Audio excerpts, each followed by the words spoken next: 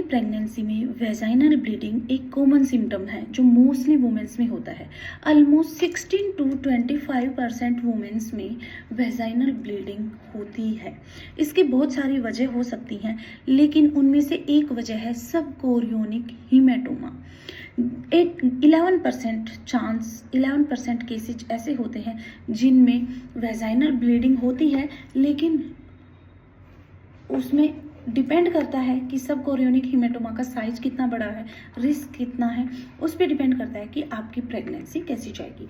लेकिन घबराने की कोई ज़रूरत नहीं है। मोस्ट ऑफ द केसेस सब कोरियोनिक हीमेटोमा के सेफ होते हैं अगर टाइमली मैनेज कर लिया जाए, टाइमली ट्रीटमेंट ले लिया जाए और डॉक्टर से कंसल्ट कर लिया जाए, तो यहाँ पे रिस्क बहुत कम है, बिल्कुल ना के बराबर है। और इसका प्री टर्म डिलीवरी या फिर डिलीवरी किस वे से होगी, सिजेरियन होगी या वेजाइनल होगी, उस पर कोई इफेक्ट नहीं आएगा, क्योंकि यूजुअली ये कंडीशन 9 वीक से या फिर 10th वीक से 20 वीक तक रहती है। और उसके बाद सब कोरियोनिक हीमेटोमा यूजुअली ख़त्म हो जाता है, क्योंकि जैसे जैसे बच्चे का साइज बढ़ता है तो यूट्रस हीमेटोमा निकलता तब तक हीमेटोमा निकलता जाता है और ब्लीडिंग हो के या स्पॉटिंग के रूप में निकल जाता है, या फिर अपने आप अब्जॉर्ब हो जाता है और यूट्रस के अंदर बेबी अपना पूरा स्पेस बेबी को चाहिए होता है,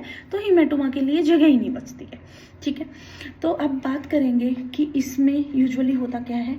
सब कोरियोनिक हीमेटोमा में 9 वीक्स 10 वीक्स के around, that is in first trimester और 3rd month of the trimester, usually vaginal bleeding देखने को मिलती है।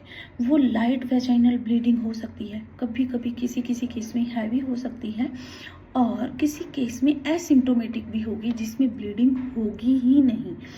वो डिटेक्ट तब होता है कि जब हम स्कैन करवाते हैं तो सब कोरियोनिक हीमेटोमा डिटेक्ट होता है, बट ब्लीडिंग नहीं होगी। और ये अगर किसी को ब्लीडिंग हो भी रही है तो पेन, अब्डोमिनल पेन नहीं होगा, विदाउट एनी पेन आपको ब्लीडिंग या स्पॉटिंग देखने को मिलेगी। इमीडिएटली आपको अपने डॉक्टर को इन्फॉर्म करना है या डॉक्टर को विजिट करना है, अपनी गायनो से कंसल्ट करना है, और उसके आपके रिस्क आपका स्कैन करेगी गायनो। आपके स्कैन के बेसिस पे वो आपको राइट ट्रीटमेंट देगी। आपको प्रोजेस्टेरोन हार्मोन्स दे सकती है ब्लीडिंग स्टॉप करने के लिए, मेडिसिन, टैबलेट या इंजेक्शंस रिकमेंड कर सकती है आपको।